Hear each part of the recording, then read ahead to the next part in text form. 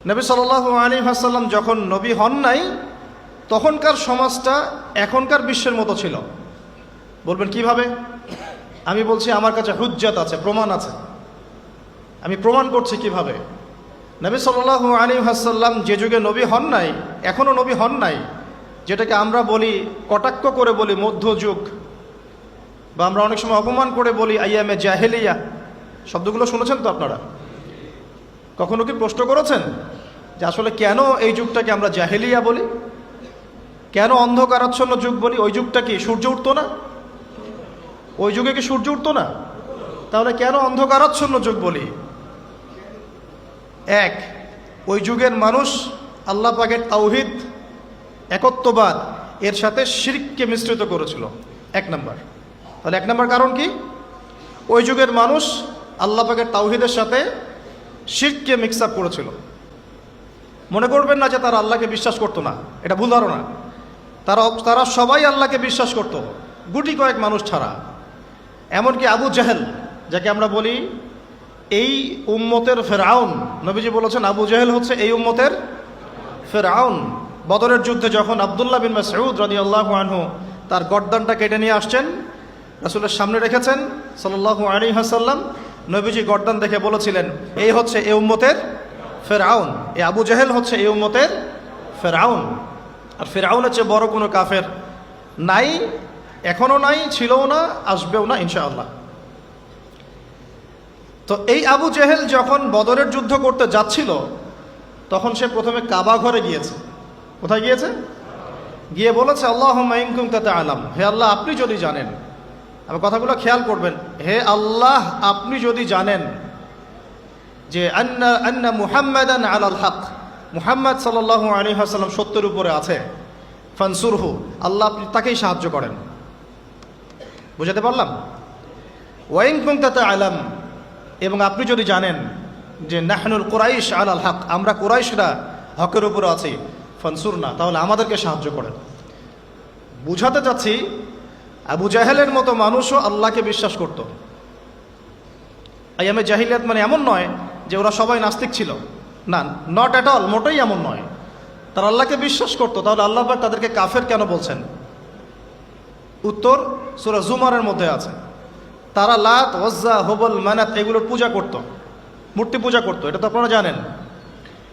তো তারা বলতো, তাদের যুক্তি ছিল মা না'বুদুহুম, আমরা শুধুমাত্র এই কারণেই তাদের ইবাদত করি, ইল্লা লিয়ুকাররিবুনা ইলাল্লাহি যুলফা, এরা আমাদেরকে আল্লাহ পর্যন্ত পৌঁছে দিবে।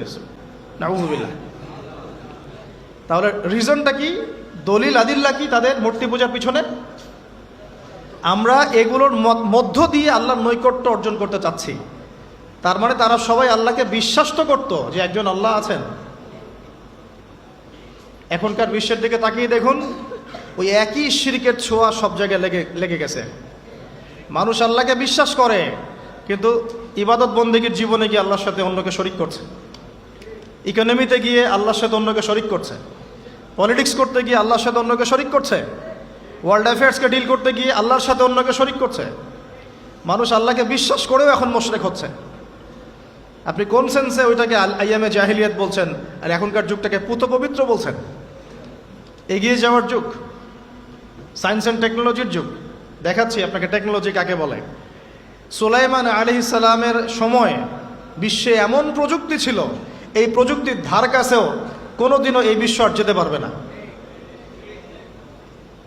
আমি আমার হ্যাডসেট নিচ থেকে কথা বলছি না, এগুলোর দলিল আছে সূরা সাবার মধ্যে, সূরা নামলের মধ্যে, অন্য অনেক জায়গায়, যে আল্লাহ রাব্বুল আলামিন সুলাইমান আলাইহিস সালামকে এমন রাজত্ব দিয়েছিলেন, এমন সুপ্রিম অথরিটি, ক্ষমতা, পাওয়ার, টেকনোলজি পৃথিবীতে কখনো ছিলও না, কিয়ামত পর্যন্ত আসবেও না। এখন পর্যন্ত কোনো টেকনোলজি আসে নাই যে আমি এই চেয়ারটাকে বলবো চলো আমাকে ঢাকায় নিয়ে নামাই দিবে, তাও আবার 1 সেকেন্ডের মধ্যে। কতটুকু সময়? এখন পর্যন্ত কোনো টেকনোলজি আসে নাই যে আমি চোখের পলক ফেলবো, এইটুক সময়ের মধ্যে আমার স্ত্রীকে আমার পাশে নিয়ে বসাই দিবে। আসছে? সুলাইমান আলাইহিস সালামের সময় এমন ছিল। সাগর থেকে মুক্তা, মণিমুক্তা আরোহণ করে এটা দিয়ে অট্টালিকা নির্মাণ করা হতো। তিনি জিন জাতিকে দিয়ে কাজ করাতে পারতেন। তিনি যাচ্ছেন রাস্তায়, পিঁপড়াটা গল্প করছে, এই সবাই গর্তে ঢুকো, সুলাইমান আসলে তোমাদেরকে পিষে ফেলবে, আর তিনি মুচকি মুচকি হাসছেন, পাখির ভাষাও বুঝতে পারছেন, পিঁপড়ার ভাষাও বুঝতে পারছেন। তার বাবা দাউদ আলাইহিস সালাম জাবুর তেলাওয়াত করছেন, এই সাগরের মাছ সব কাছে চলে আসছে জাবুর শোনার জন্য। এমন প্রযুক্তি আপনি এখনো বের করতে পেরেছেন? সভ্যতার যে বড়াইটা আমরা করি, এটা একটা কেবর, অহংকার। এটা কি আল্লাহ পাক এজন্য বলেছেন, আমি কত কওমকে এর আগে ধ্বংস করেছি, কত যে কওমকে আমি ধ্বংস করেছি। ফাসিরু ফিল আরদি ফানজুরু কাইফা কানা আকিবাতুল মুকাদ্দিবিন। তোমরা এই জমিনে বিচরণ করতে থাকো, দেখো যারা আল্লাহকে অস্বীকার করেছিল তাদের কি পরিণতি হয়েছে। তো আমরা এখন যেটাকে নিয়ে দাবি করি, এটা সর্বোচ্চ স্তর নয় প্রযুক্তির। তো যে জায়গা থেকে এখানে চলে আসলাম, যে কোথায় ছিলাম আমরা, এই জামানাতেও আমরা শিরক করছি, কিন্তু আল্লাহকেও বিশ্বাস করছি। প্রত্যেকটা সেক্টরে শিরক হচ্ছে। ডিটেলস বলার মতো জায়গাও এটা না, এবং এত সময় আমার হাতে নাই। আমি খালি সেক্টরগুলো বলে দিই। এক, এডুকেশন সেক্টর, শিক্ষা সেক্টর, এখানে শিরকের উপর শিরক হচ্ছে। আপনি যদি বিচক্ষণ হয়ে থাকেন, স্টাডি করেন, পড়াশোনা করেন, একটা অনেস্ট মন রাখেন, আগে সৎ একটা মন রাখেন। ডানে গেলে ডানে যাব, বামে গেলে বামে যাব, আমি নিউট্রাল থাকব, আমি কোনো পক্ষ আগে নিব না, আমি যাচাই বাছাই করে দেখব কথাটা সত্য না মিথ্যা। শিক্ষা ক্ষেত্রে শিরকের উপর শিরক হচ্ছে, শিরকের উপর শিরক। আজকে থেকে 25 বছর 30 বছর আগে যতটা শিরক ছিল না, এখন তার চেয়ে বেশি শিরক চলে আসছে।